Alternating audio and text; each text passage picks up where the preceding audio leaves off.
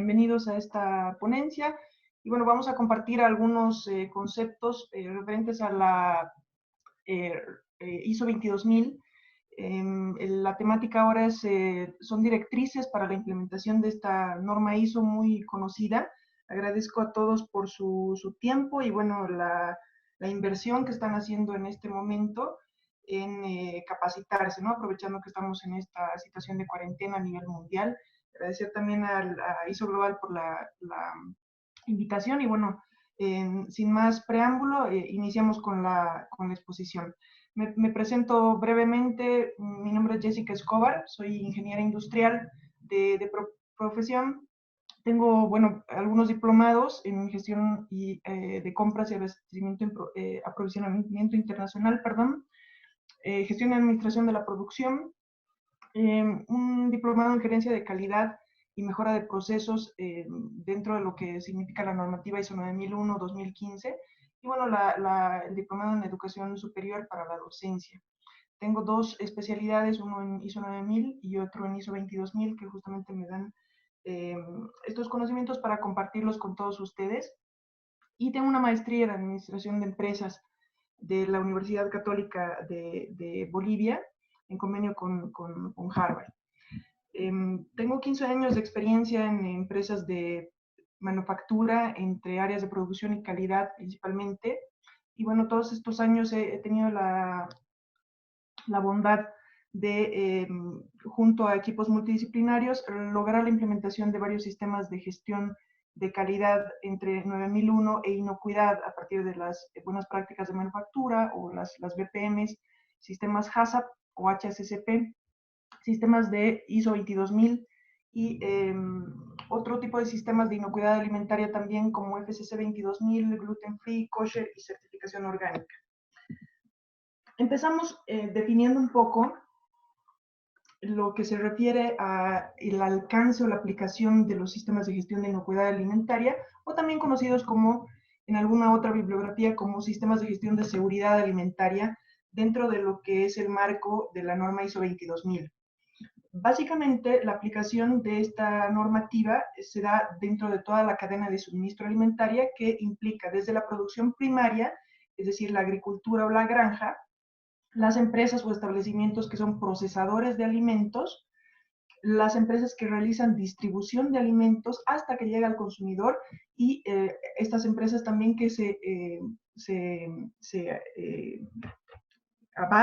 abocan, perdón, a realizar la distribución y venta para el consumo de alimentos.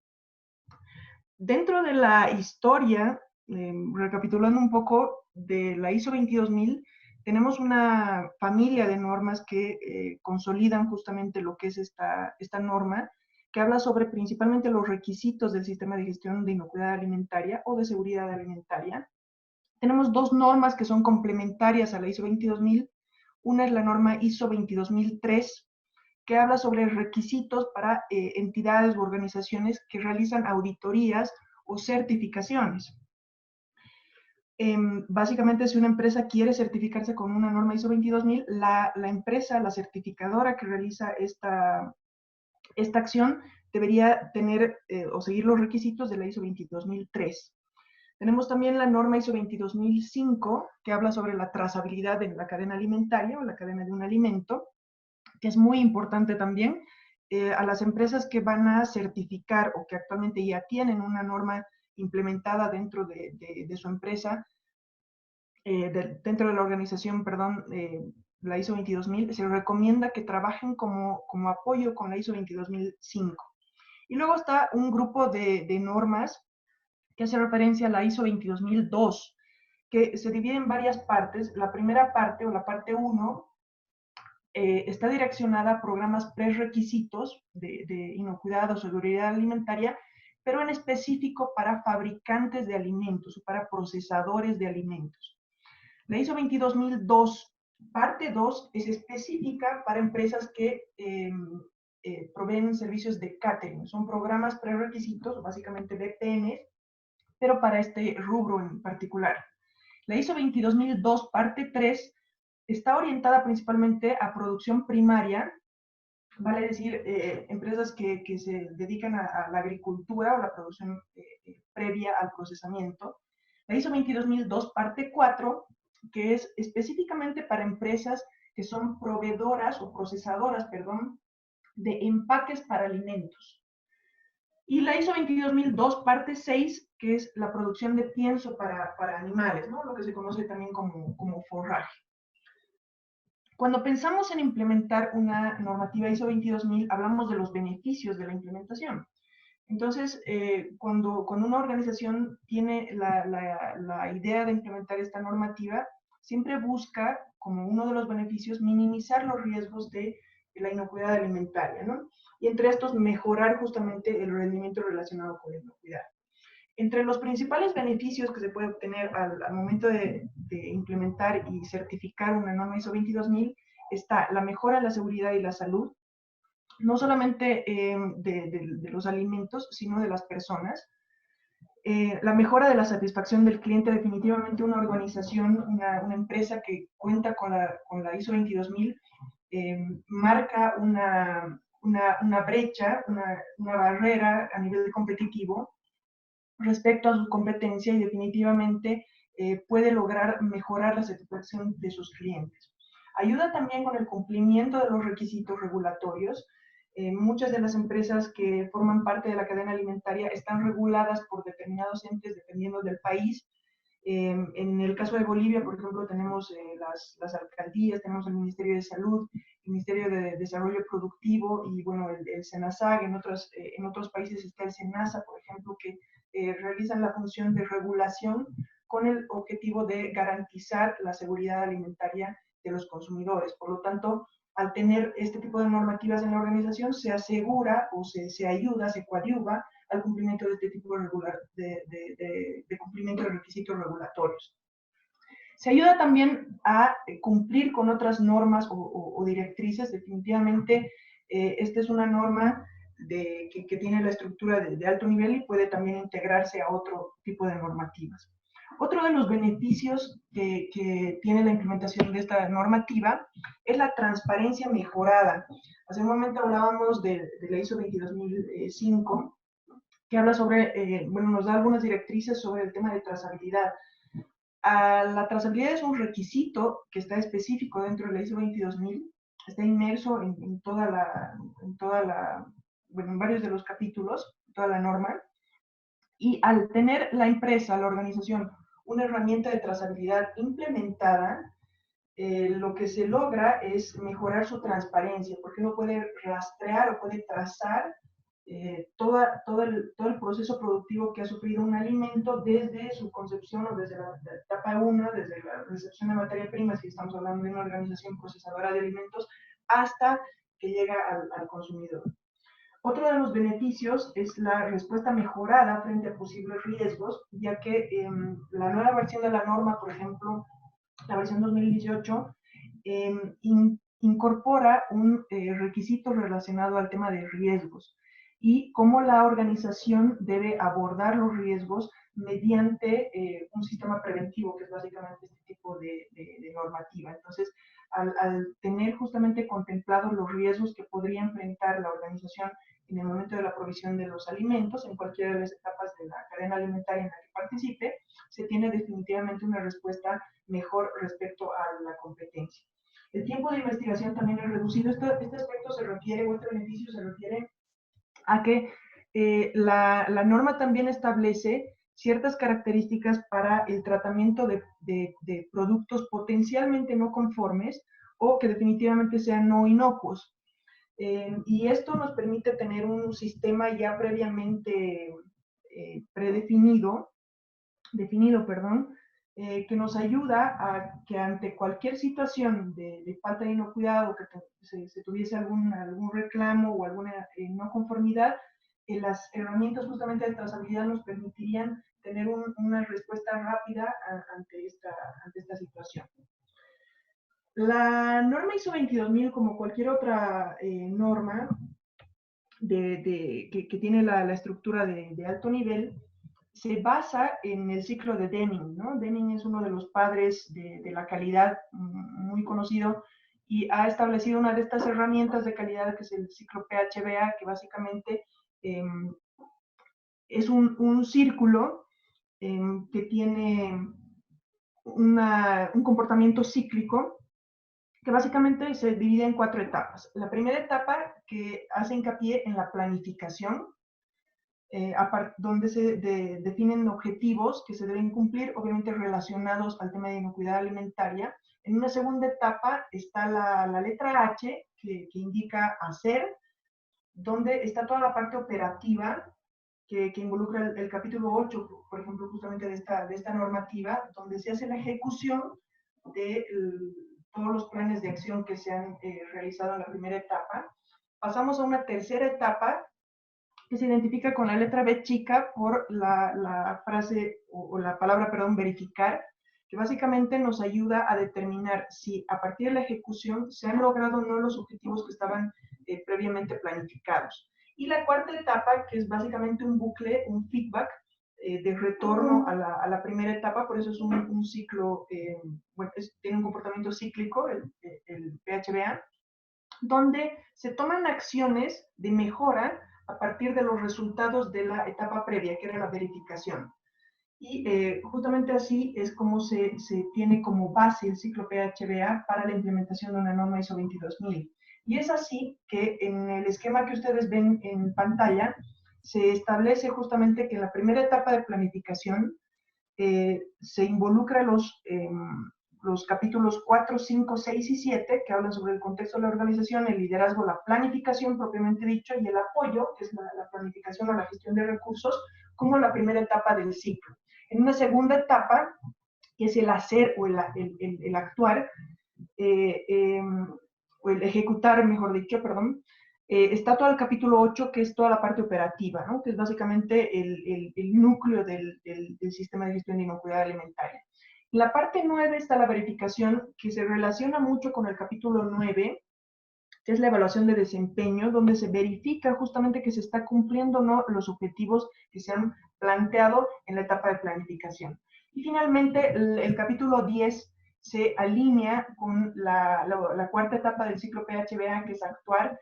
El capítulo 10 habla sobre la mejora continua, es decir, a partir de los resultados de la verificación, uno puede determinar qué acciones va a tomar para mejorar continuamente y trabajar sobre este ciclo PHBA o el ciclo de DEN. Vemos acá un esquema muy sencillo que nos desglosa justamente cuáles son los capítulos de la norma. La ISO 22000 ha sufrido un cambio, como muchos de ustedes seguramente saben. Son actualmente en el mundo 33,000 empresas certificadas a nivel mundial con esta norma. Si bien no es la norma más certificada, la que tiene el top 1, que es la norma ISO 9001, con los requisitos de un sistema de gestión de calidad, básicamente se sitúa casi como en un segundo lugar la ISO 22000, con un récord de 33,000 certificados a nivel mundial. Y bueno, el esquema que tenemos en pantalla en este momento nos muestra cuál es la estructura de la nueva versión de la norma ISO 22000, la 2018. La anterior versión 2005 ha sido reemplazada justamente por la norma 2018. Enseguida vamos a ver algunos de los cambios que se han dado en estos últimos años. Básicamente empezamos con, la norma empieza con generalidades, un objeto de aplicación. En un segundo capítulo están las referencias normativas, que son las que he mencionado hace un momento. En el tercer capítulo están términos y definiciones que están principalmente orientados a la ISO 9000, que justamente nos da un glosario de definiciones y términos que se utilizan en el desarrollo de toda la norma. Y a partir del capítulo 4 justamente inician los requisitos que se hacen necesarios para la implementación y certificación de un sistema de gestión de inocuidad alimentaria. En el capítulo 4 está el contexto de la organización, capítulo 5 el liderazgo, 6 planificación y 7 apoyo o soporte. Estos 4 capítulos forman parte dentro del ciclo PHBA de la planificación. El séptimo capítulo habla sobre la operación, decíamos que es el núcleo de la norma, donde se ven muchas actividades que se deben aplicar en las diferentes organizaciones que quieren certificar con esta norma, y se alinean también a la segunda etapa del ciclo PHBA, que es el do, o el hacer en español. La tercera etapa del ciclo PHBA es el check, o la verificación en español, que se alinea también al 9º capítulo, que es la evaluación del desempeño, y finalmente el capítulo 10, que habla sobre la mejora continua del sistema de inocuidad alimentaria, se alinea también con la última letra del ciclo PHBA, que es el ACT, o el actuar en español. ¿Cuáles son los cambios que ha tenido esta norma ISO 22000 de la versión 2005 a la versión 2008? Fíjense que les decía que a partir del capítulo 4 se inician los requisitos. La anterior versión de la norma tenía 8 capítulos. La versión actual tiene 10 capítulos, se han adicionado 2. Hay una diferencia significativa en algunos de los detalles, y hay algunos requisitos, algunas cláusulas que han cambiado de lugar, pero básicamente se ha trabajado sobre esa misma estructura y se la ha mejorado. ¿Por qué se la ha mejorado? Porque se ha visto la necesidad a través de diferentes comités a nivel nacional que se han ido formando. A partir del año 2014, estos comités se han reunido y han visto la necesidad de adoptar, de alinear, mejor dicho, el sistema de gestión de inocuidad alimentaria a la estrategia corporativa, la estrategia de la organización. Se ha involucrado también el tema de riesgos, así como se lo ha hecho en la norma ISO 9001, en la ISO 45001 también, y en la ISO 14001. ¿Para qué? Para darles justamente, para darle la característica a esta norma ISO 22000 de la estructura de alto nivel. ¿Eso qué significa? Básicamente que se puede alinear, se puede integrar con estas otras normativas que también han sido actualizadas recientemente. Entonces, es una ventaja para las organizaciones que tienen sistemas de gestión integrados, porque si empiezan, por ejemplo, con ISO 9001, que les da la base estructural de un sistema de gestión de calidad, se podría integrar fácilmente la ISO 22000 porque tiene la misma estructura de alto nivel, y también podría complementarse con una ISO 14001 de medio ambiente, o la 45001, por ejemplo, que habla sobre seguridad industrial, salud ocupacional, etcétera, y formar un sistema de gestión integrado.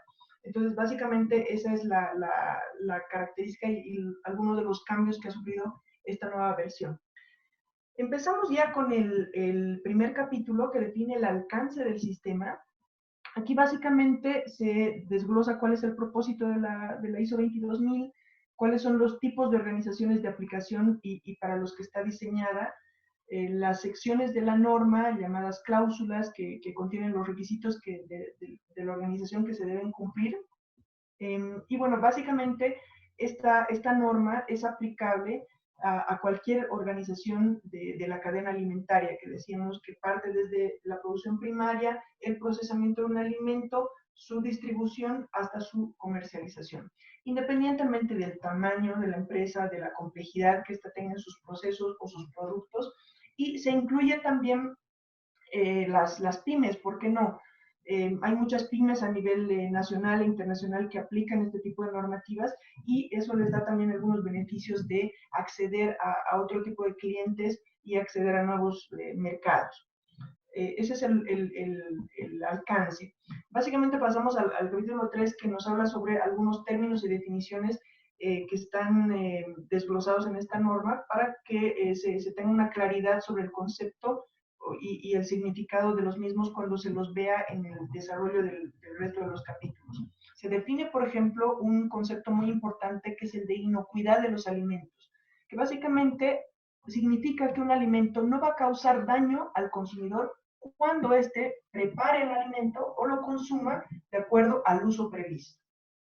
Se define también un concepto muy importante, que es la cadena alimentaria, que es básicamente la secuencia de etapas y operaciones dentro de un proceso de producción, dentro del procesamiento de un alimento, dentro de la distribución, el almacenamiento, el transporte, la manipulación del mismo, o la fabricación o procesamiento de sus ingredientes desde la producción primaria hasta su consumo.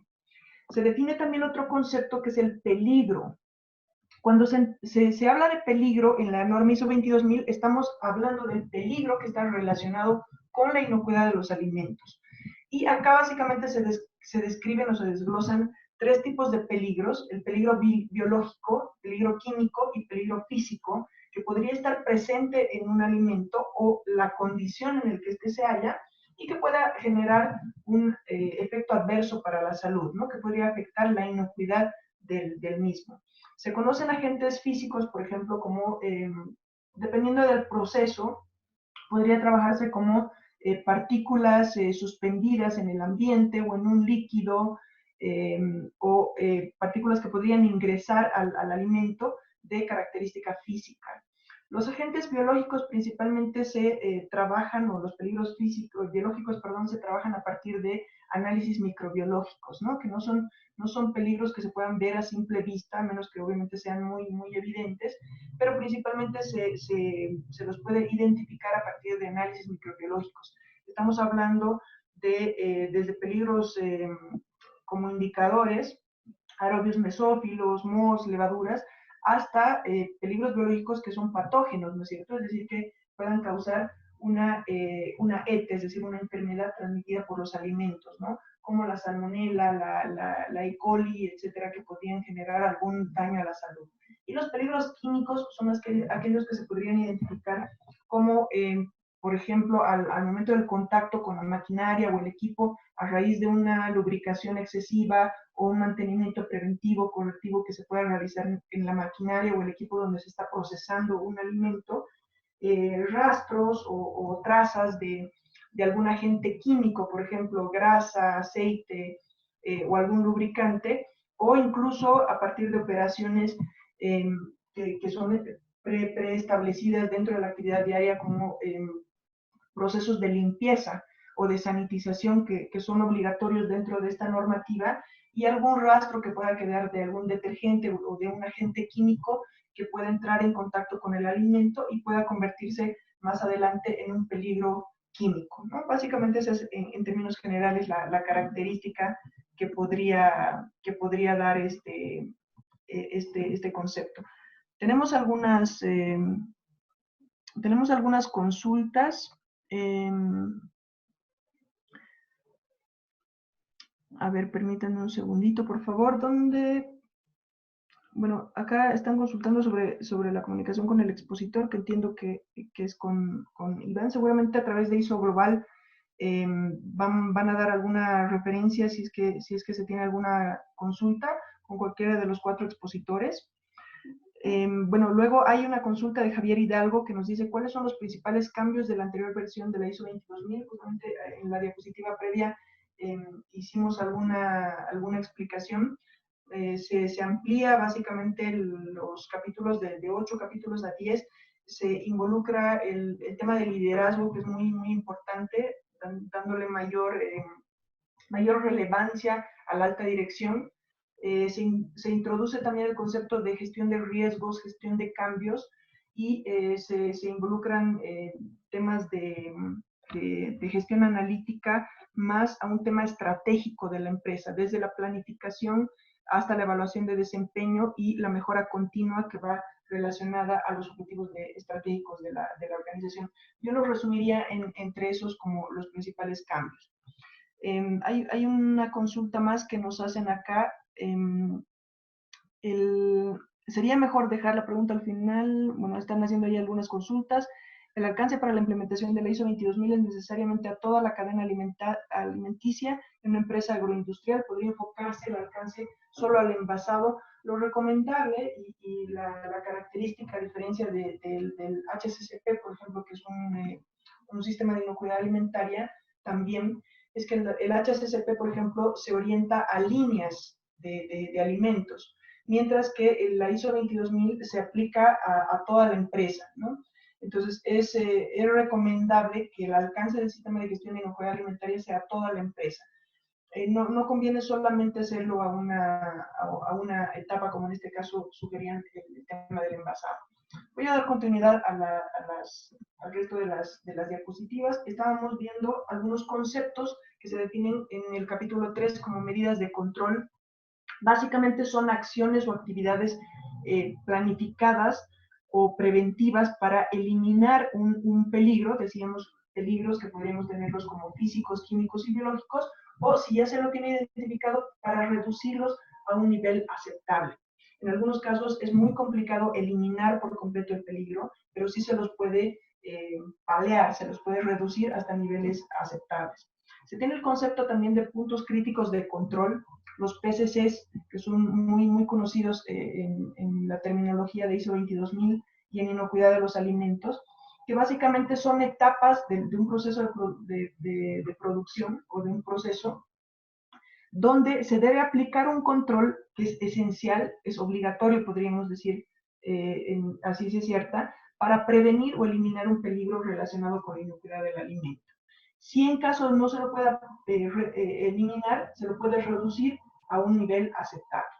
Se tiene también el concepto de seguimiento, que básicamente es llevar a cabo una secuencia planificada de observaciones o mediciones que nos puedan ayudar a medir, a evaluar si la medida de control que hemos aplicado para ese peligro identificado en el proceso productivo está funcionando según lo previsto, ¿no? Es decir, si ha sido efectiva o no. Un concepto muy importante es también el programa de prerequisitos, los muy conocidos PPRs. En alguna bibliografía, también por su simbología en inglés, se la denomina como PRP. Dentro del concepto de inocuidad de los alimentos, los PPRs se los traduce como buenas prácticas, que son básicamente condiciones o actividades básicas necesarias para mantener a lo largo de cualquier cadena alimentaria, independientemente de qué proceso estemos trabajando. Es básicamente mantener un ambiente higiénico apropiado, adecuado para la producción, la manipulación, la provisión de productos alimenticios inocuos, ¿no? Que van destinados obviamente al consumo humano. Los programas prerequisitos o los PPRs más conocidos dentro de la cadena alimentaria son, por ejemplo, las BPAs, ¿no? Que son las buenas prácticas agrícolas que se aplican principalmente a la producción primaria. Están también las buenas prácticas veterinarias cuando hablamos, por ejemplo, de ganado o producción ovina, etcétera, se puede aplicar este tipo de PPRs. Están también las buenas prácticas de fabricación, las BPFs, o las buenas prácticas de manufactura, que son muy conocidas, las BPMs, en sus siglas en inglés se denominan como GMP. Muchos de los alimentos que ustedes manipulan o tienen en casa seguramente tienen el sello de GMP, que es Good Manufacturing Practices en inglés, o las BPMs, como las conocemos acá en Bolivia y en países de Sudamérica, Centroamérica, ¿no? Están también las buenas prácticas de higiene, las BPHs, las buenas prácticas de producción, las buenas prácticas de distribución y las buenas prácticas de comercialización. Estas son algunas de las BPMs, de las BPAs, de los programas prerequisitos en general que se manejan dentro de un sistema de gestión de inocuidad alimentaria. Se tiene también otro concepto importante que es diferente al que acabo de explicar. Son los programas prerequisitos operacionales o los denominados PPROs. Y estos están identificados por el análisis de peligros como esenciales para controlar una probabilidad.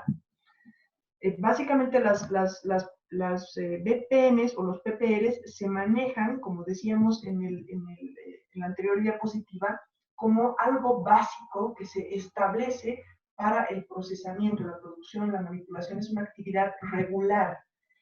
La diferencia con los PPROs es que estos nos ayudan a controlar la probabilidad de introducir un peligro o la contaminación o proliferación de un peligro relacionado a la inocuidad de los alimentos en los productos o en el ambiente de producción. Básicamente esa es la diferencia. Tenemos un concepto adicional que es la validación, que es muy importante y se lo utiliza también principalmente entre el capítulo 8 y 9 de evaluación de desempeño,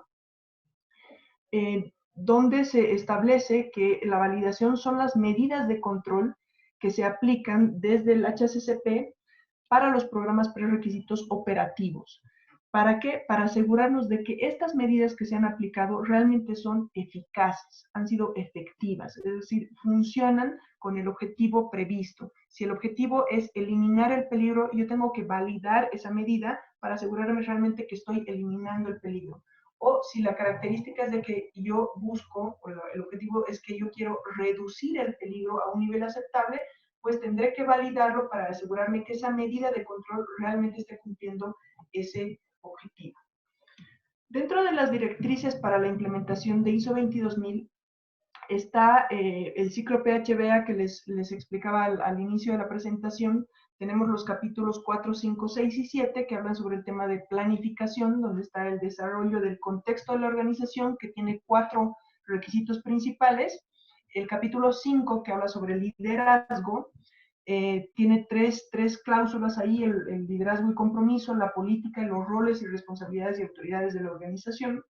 En el capítulo 6 está desglosado la parte de la planificación en sí, donde se ve las acciones para abordar riesgos y oportunidades. Este es uno de los cambios que ha sufrido la nueva versión 2018 respecto a la versión 2005.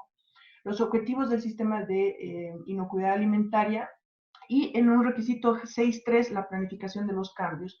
En este capítulo también se ve este nuevo apartado, el requisito 6.3, que en la anterior versión de la norma, por ejemplo, no se la mencionaba, la planificación de los cambios.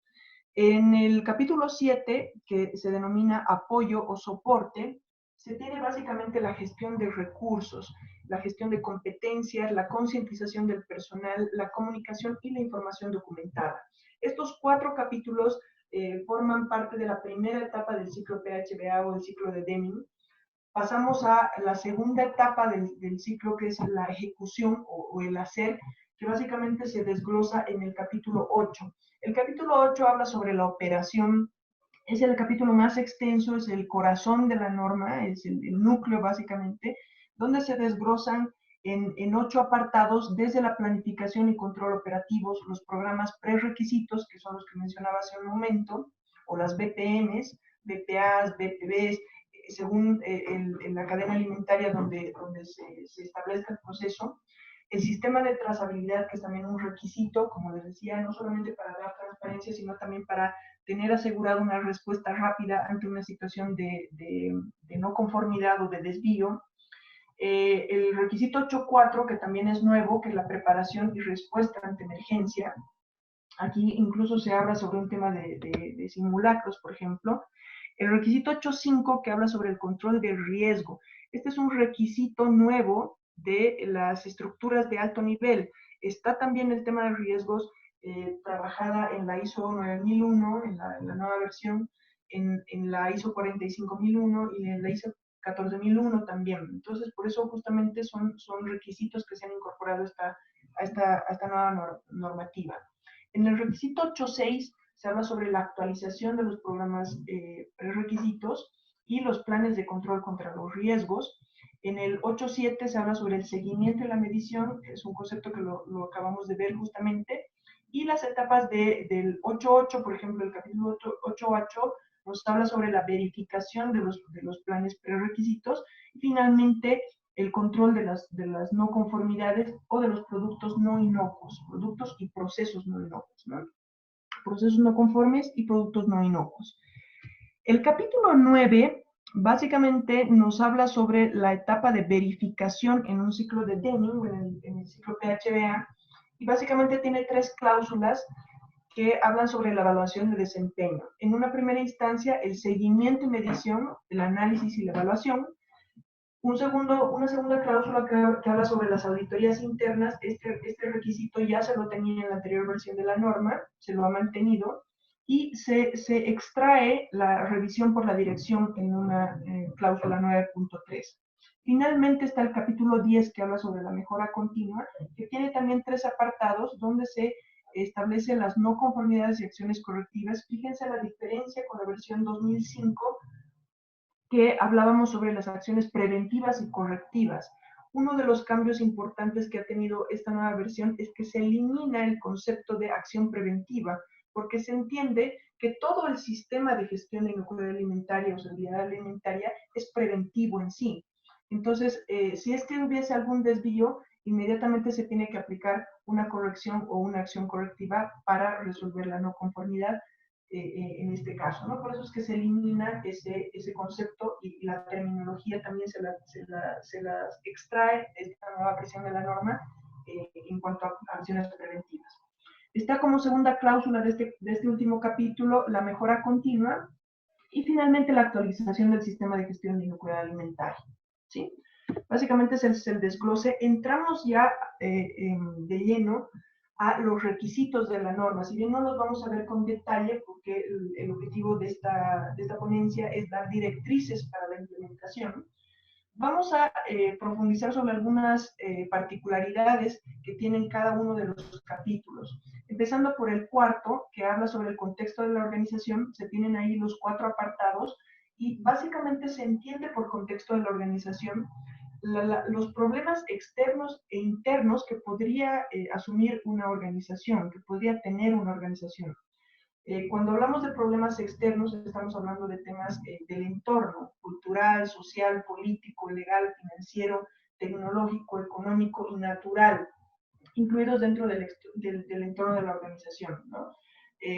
El COVID-19, sin duda, si en este momento haríamos una evaluación del contexto de la organización, sería un problema externo que afecta definitivamente a determinadas organizaciones a nivel nacional, internacional, etc. ¿Quiénes son los competidores y los contratistas? Es un aspecto que debe considerarse dentro de este tipo de evaluaciones. De igual forma, los servicios subcontratados o los proveedores, los socios y proveedores en general, la legislación a la cual está sometida la organización, por supuesto, hay legislación nacional o internacional a la cual se tiene que adecuar la organización, por lo tanto, se tiene que considerar en su evaluación externa.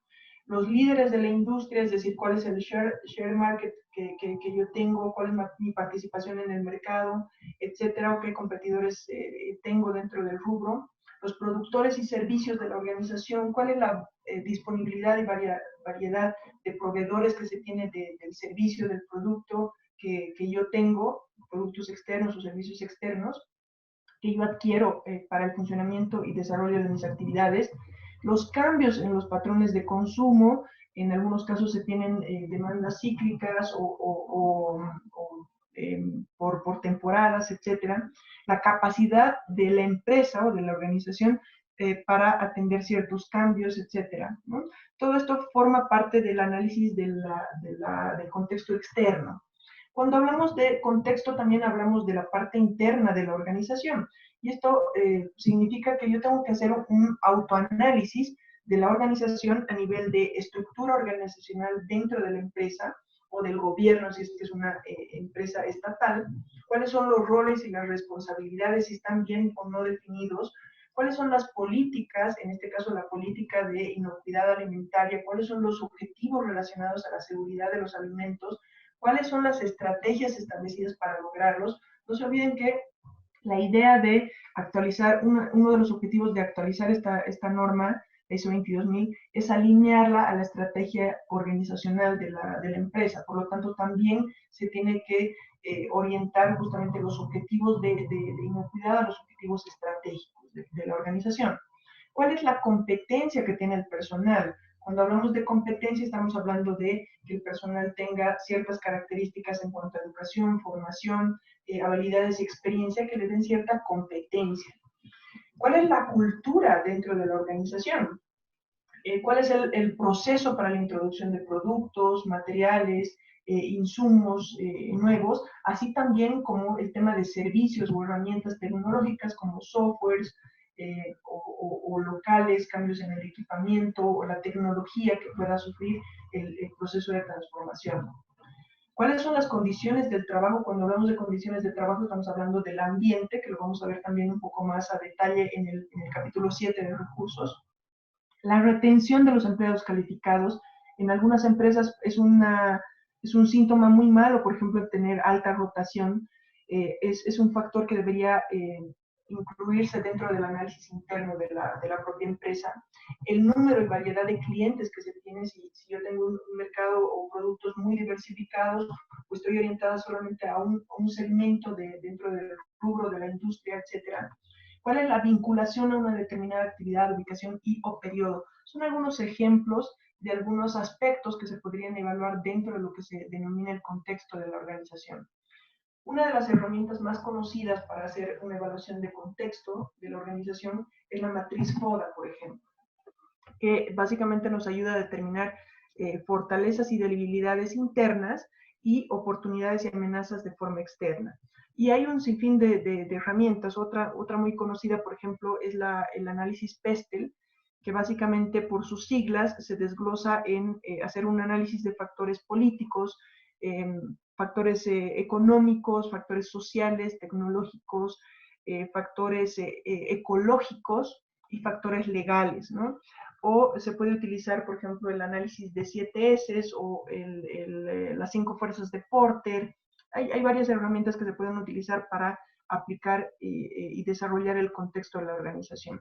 En un segundo apartado, dentro de este mismo capítulo, se desglosa la comprensión de las necesidades y expectativas de las partes interesadas.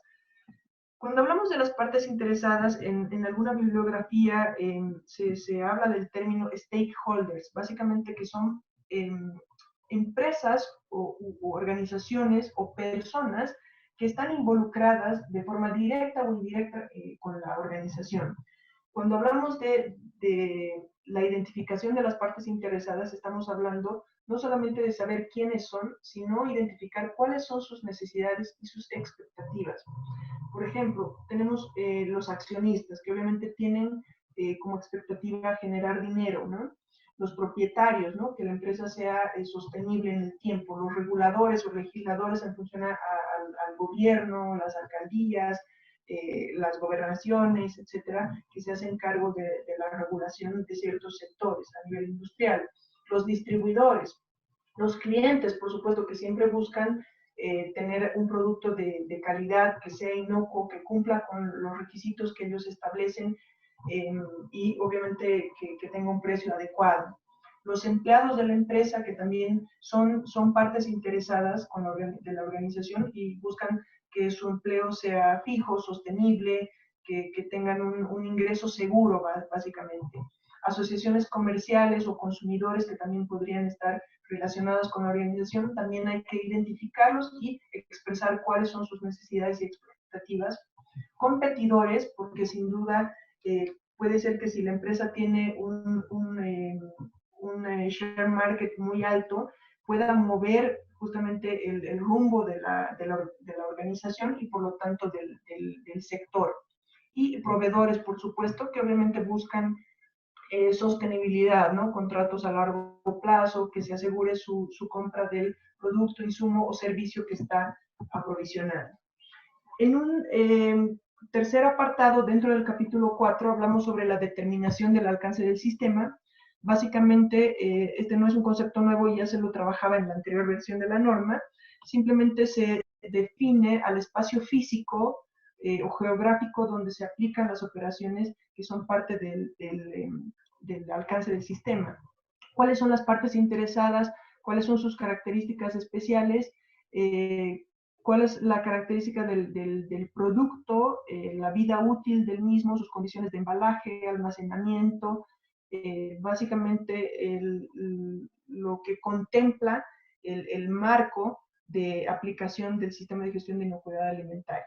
Y esto se lo tiene que establecer de forma documentada, ¿no? Ahora se utiliza el término información documentada, la frase información documentada, que significa que se lo tiene que tener escrito en alguna parte, ¿no? Puede ser a nivel digital o en formato físico.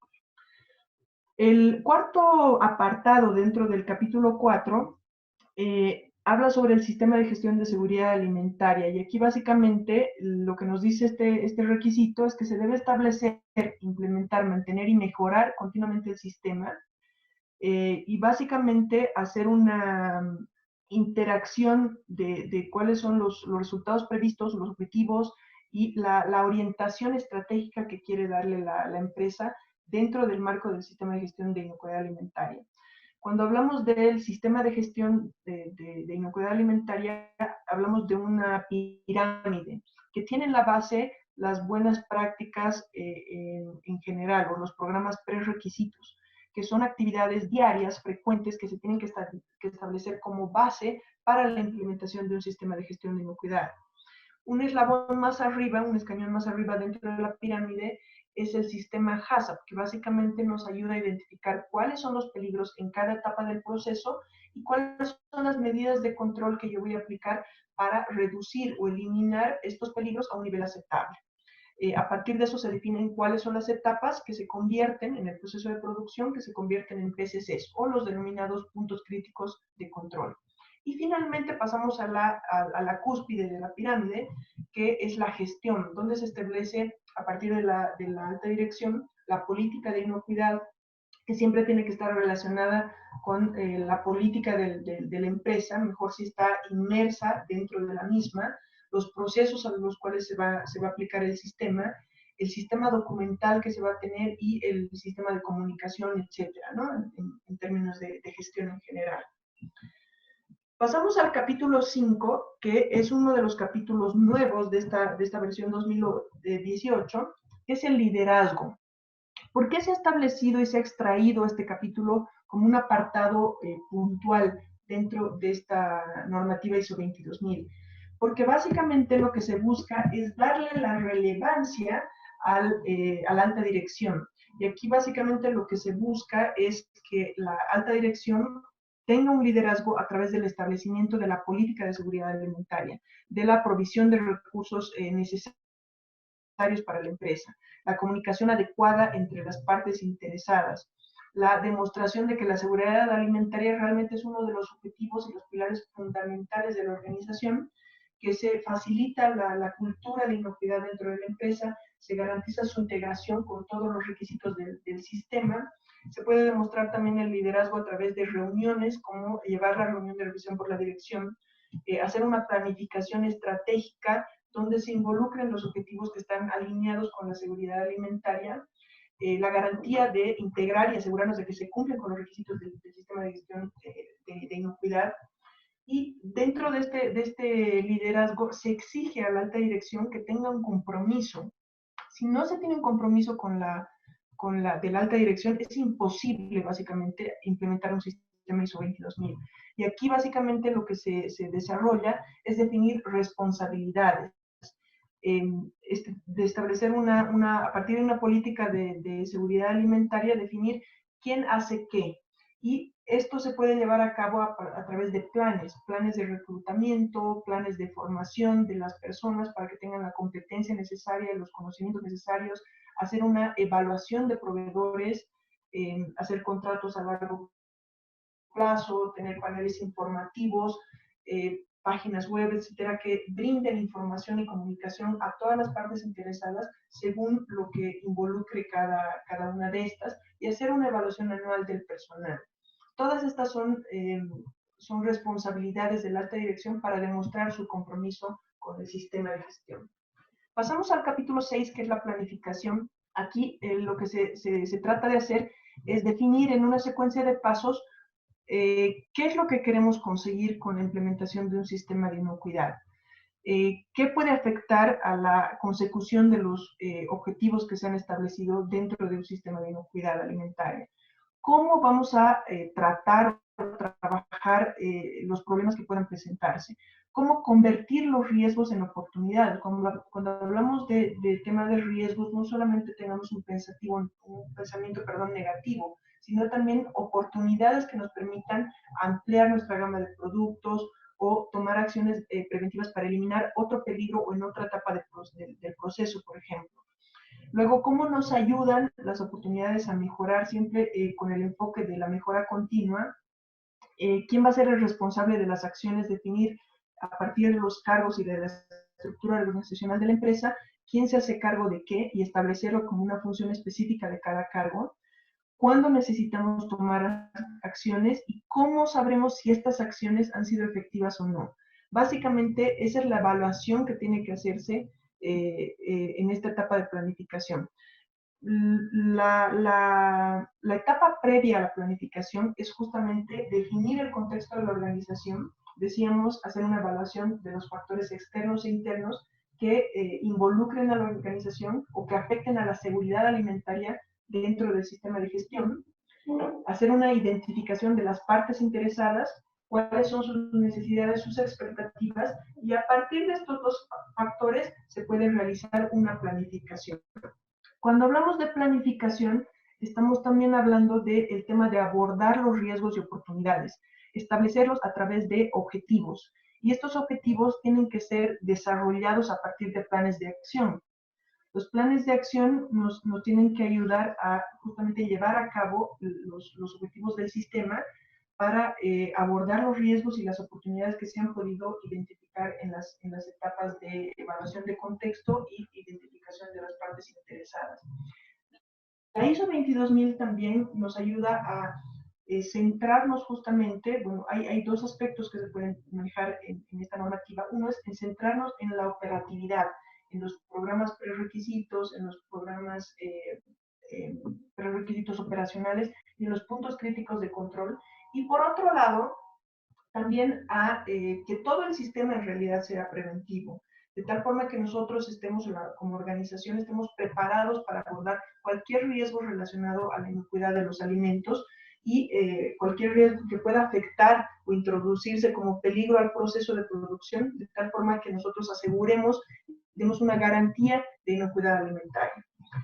Ahora, las acciones que se toman, decíamos que el resultado de la planificación tiene que ser un plan de acción. Este plan de acción va a ser básicamente un desarrollo de actividades donde se dé ponderación o se dé una proporcionalidad de recursos en función al impacto potencial que este riesgo o esta oportunidad esté relacionada a la conformidad de los productos y servicios, y la satisfacción del cliente.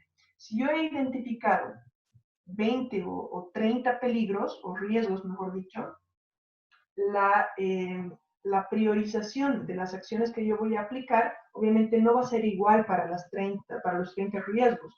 Yo tendré que priorizar aquellos que están directamente relacionados con la conformidad del producto, con su inocuidad o con la satisfacción del cliente. ¿Sí? Dentro de la planificación decíamos que el paso 1 es determinar los objetivos de inocuidad.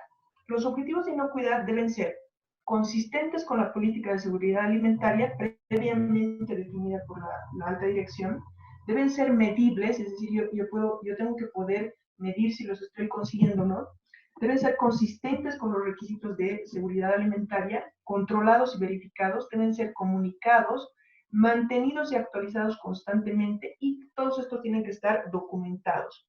Una de las técnicas más conocidas para definir objetivos de inocuidad alimentaria es la técnica SMART, donde se establece que los objetivos sean específicos, medibles, alcanzables, realistas y medibles en tiempo, ¿no?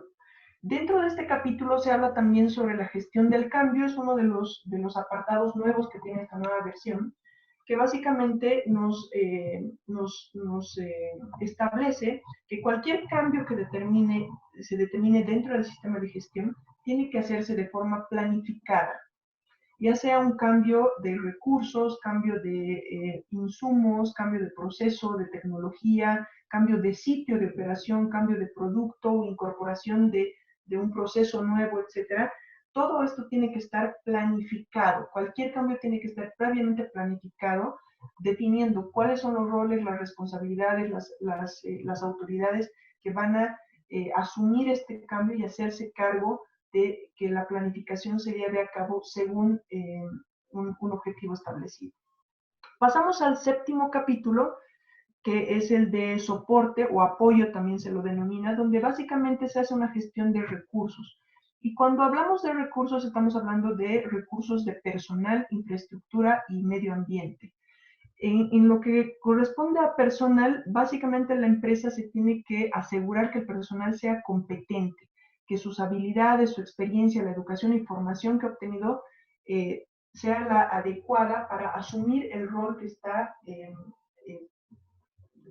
asumiendo dentro de la organización. En cuanto a infraestructura, la alta dirección tiene que asegurarse que se tengan las instalaciones, el equipamiento, el software, los servicios de transporte o las etapas de transporte, de almacenamiento, tecnología necesarios y adecuados para llevar a cabo las operaciones de forma efectiva.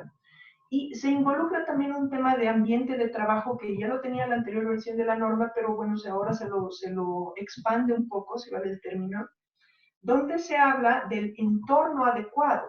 Cuando hablamos de entorno adecuado, no solamente estamos hablando de un espacio de atmósfera, no física, sino de aspectos intangibles como el calor, la luz, el flujo de aire, la higiene de los espacios o del área de procesamiento de alimentos, de almacenamiento, de transporte, los niveles de ruido a los cuales están sometidos el personal dentro de la empresa, el aseo, el bienestar, incluso se habla de temas de estrés, si el personal está siendo evaluado, cuál es su sistema de recompensas, etcétera.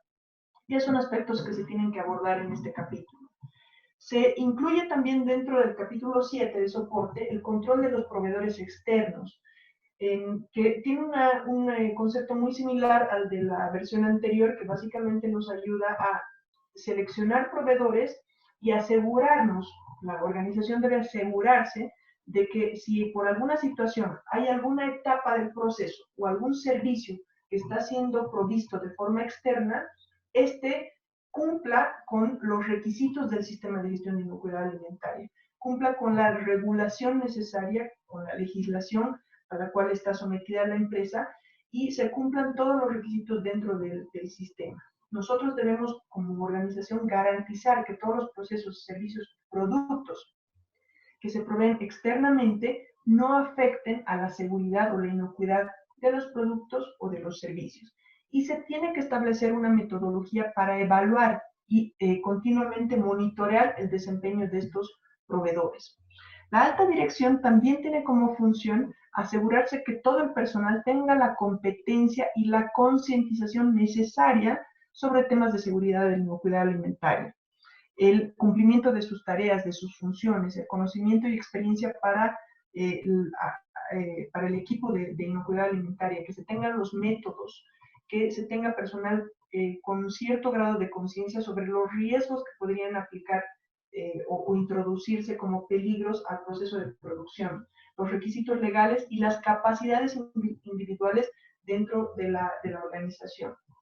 Finalmente está un aspecto muy importante que es la comunicación, que se lo tiene como un apartado dentro de este capítulo 7, que habla sobre las comunicaciones internas y externas, que estas deben ser efectivas y que son claves para llevar a cabo un sistema de inocuidad alimentaria. Cuando se habla de comunicación, se tiene que establecer qué se va a comunicar, quién lo va a comunicar, cuándo se va a comunicar, a quién se va a comunicar y cuál va a ser el método o cómo se lo va a realizar. Finalmente, la información documentada en varios requisitos de la ISO 22000 se establece la palabra debe documentarse, debe mantenerse, debe retenerse la información documentada. Esto involucra temas como los objetivos de la inocuidad alimentaria, la política de inocuidad, el desempeño, la evaluación de desempeño de estos objetivos, los programas prerequisitos operacionales, los puntos críticos de control, las medidas de seguridad o preventivas que se involucran, la identificación de los peligros, los riesgos, etcétera. Todo esto debe manejarse como información documentada dentro del sistema. Pasamos al capítulo 8, que es el de operación, decíamos que es el núcleo del sistema de gestión de inocuidad alimentaria, y aquí básicamente se establece primero los programas prerequisitos o los PPRs, que decíamos que son buenas prácticas que se podrían aplicar, como por ejemplo tener las edificaciones, las construcciones y la distribución de las instalaciones adecuadas, la distribución de los locales que involucren espacios de trabajo e instalaciones adecuadas para los empleados, el suministro de servicios. Cuando hablamos de servicios estamos hablando de suministros de aire, agua y energía, entre otros. Hablamos también de uno de los prerequisitos como la eliminación de desechos y aguas residuales, que es muy importante, la idoneidad de los equipos, de la limpieza, de su proceso de mantenimiento preventivo, correctivo, etcétera, la producción higiénica, que básicamente se tiene que asegurar en toda la cadena productiva, la manipulación, el almacenamiento, el transporte de los alimentos y las medidas para prevenir la contaminación cruzada. Dentro del transporte también se tiene que tomar algunos recaudos, como de que los alimentos no se contaminen en la última etapa antes de llegar al consumidor o al centro de distribución, que se tenga una separación efectiva con otros productos, que el transporte esté protegido, que se tenga un control de las operaciones, principalmente de temperatura y humedad, en función a las características del producto o el alimento que se esté transportando, y siempre, por supuesto, el tema de limpieza. Dentro de este capítulo también se aborda el tema de control de riesgos. Y cuando se habla del control de riesgos, nos basamos a los principios del Códex Alimentarios o el HACCP, que está muy relacionado a lo que se establece en la normativa ISO 22000.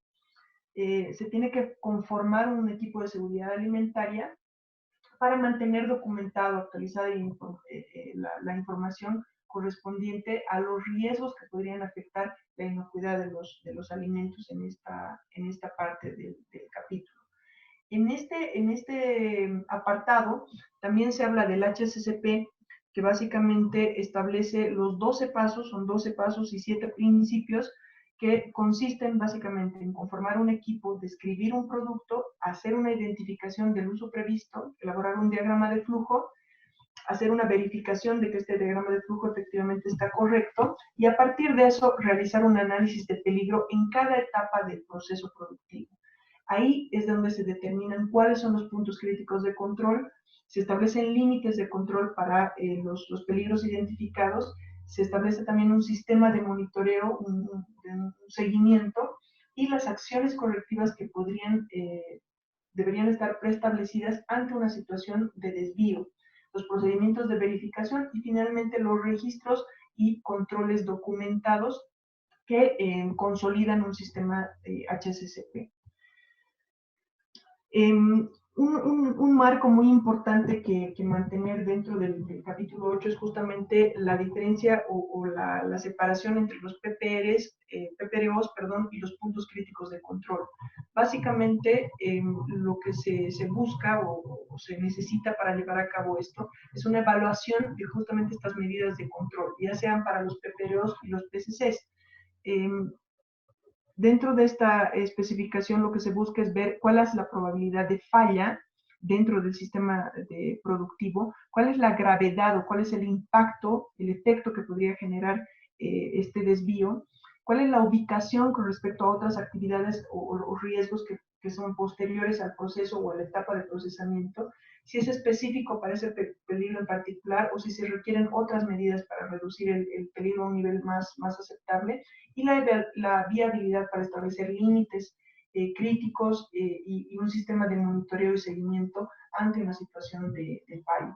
Básicamente, en el capítulo 8 deberíamos desglosar un plan PPRO y un plan HACCP, donde tenemos la etapa descrita, si es un punto crítico de control o no, cuál es el peligro que se ha identificado, si este es físico, biológico, químico, cuáles son los límites críticos, cuáles son las medidas preventivas, cuál es el procedimiento que se va a utilizar para monitoreo, es decir, quién lo va a monitorear, con qué frecuencia, dónde, con qué regularidad, etcétera, y cuáles son las acciones correctivas que se pueden aplicar para este desvío. Dentro de este capítulo también se habla sobre el control de productos no conformes, que básicamente nos ayuda a determinar que ante la identificación de un producto que no cumpla con la inocuidad o que se lo determine como no inocuo, es decir, que tenga el potencial para causar daño a la salud, se tiene que establecer ya sea su reprocesamiento o se tiene que determinar un uso diferente al previsto inicialmente, o su destrucción o eliminación para desecho. Pasamos al capítulo 9, que es el penúltimo dentro de esta normativa, que habla sobre el desempeño de los procesos. Y aquí básicamente se busca que a través de un sistema de supervisión nosotros podamos medir si los recursos que la alta dirección ha dispuesto han sido los necesarios, por un lado. Se debe asegurar si el funcionamiento del sistema es eficaz, y por otro lado, si los resultados que se han obtenido están acorde a los objetivos de inocuidad previamente planteados en la etapa de planificación.